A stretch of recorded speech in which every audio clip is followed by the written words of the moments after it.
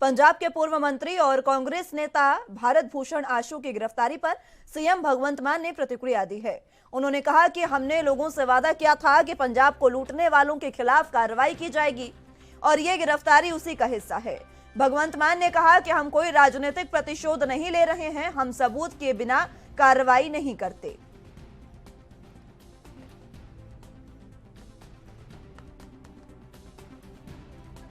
कानून अपना काम कर रहे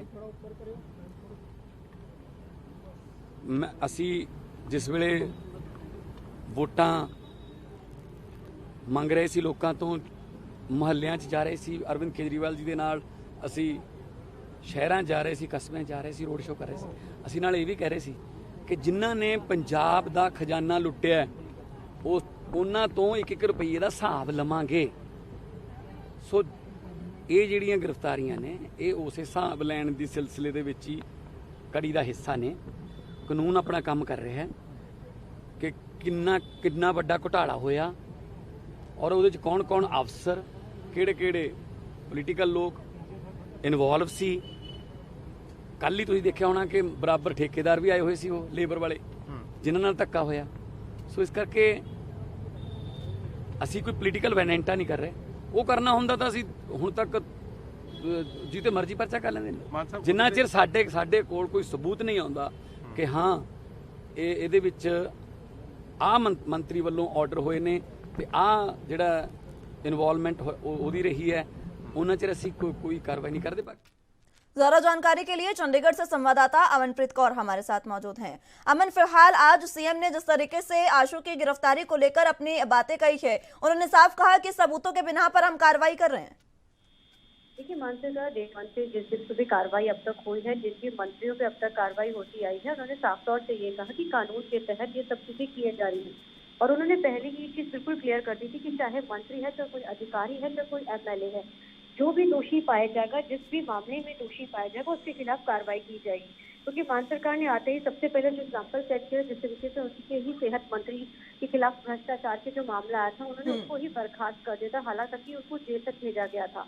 तो इससे साफ क्लियर होता है कि मान सरकार ने बोला है और आज खुद जो सीएम मान ने बोला है कि कानून के तहत सारे जो चीजें हो रही है, अगर वो सजा आप तब पाए जाते हैं तो उनको सजा जरूर दी जाएगी। क्योंकि हाल ही से कुछ दिन पहले ही इस तरीके से कुलदीप धालीवाल भी एक मामला सामने लेकर, जिसमें जमीन का मामला था, उसमें जो नाम जो केंद्र से जो कि पैसा आना था, उसमें भी जो कि साबका सीएम का जरूर नाम आ रहा था, लेकिन उन्होंने जब उनसे सवाल पूछा था तो उन्होंने साफ कहा था कि मान सरकार की क्लियर इंस्ट्रक्शन है कि जो भी दोषी है, जो भी दोषी पाया जाता है, किसी को नहीं बख्शा जाएगा। क्योंकि हम लोग कोई भी राजनीति नहीं कर रहे हैं और हमारी कोई ए और बी की नहीं है। जो दोषी है उसके खिलाफ सख्त कार्रवाई हो रही है और कानून के तहत ये सब चीजें हो रही है। जो फैक्ट्स हमारे सामने आ रहे हैं, जो फाइल्स हमारे सामने आ रही है, उसके तहत। और यहाँ तक कि मान सरकार एक एक चीज को लोगों के सामने रख रही है, फैक्ट्स लोगों के सामने रख रही है, ताकि कोई सवाल ना खड़ा हो सके। वो कह रही है कि हम कानून के तहत कर रहे हैं, चाहे उनकी पार्टी का कोई मेंबर है, चाहे कोई विरोधी धड़ का है, हर किसी के खिलाफ अगर जो गलती करेगा या जो भ्रष्टाचार करेगा उसको बख्शा नहीं जाएगा, उसके खिलाफ सख्त कार्रवाई होगी। ये साफ कर दिया मान सरकार ने। भगवंत मान ने ये भी कहा है कि वो खुद कह रहे थे कि चंडीगढ़ आकर पकड़ लो, और जब पकड़ लिया है तो वो इस तरीके की बातें कर रहे हैं।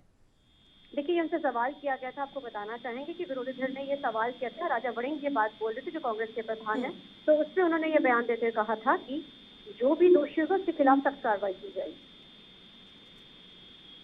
अब जिस तरीके से अमन लगातार कार्रवाई कांग्रेसियों के खिलाफ जारी है, अब सीधे तौर पर कांग्रेसी ये कह रहे हैं कि सिर्फ और सिर्फ कांग्रेसियों के खिलाफ कार्रवाई जारी है, जिस तरीके से बीजेपी कर रही है। लेकिन पंजाब के सीएम भगवंत मान ने साफ कर दिया है बिल्कुल कि ये कार्रवाई जो है वो सबूतों के बिना पर की जाएगी। अब अगर कार्रवाई की बात करें, जिस तरीके से गिरफ्तारी हुई, तो सबूतों की बात करें तो क्या कुछ सबूत है, किस तरीके से किस बिना पर उनको गिरफ्तार किया गया?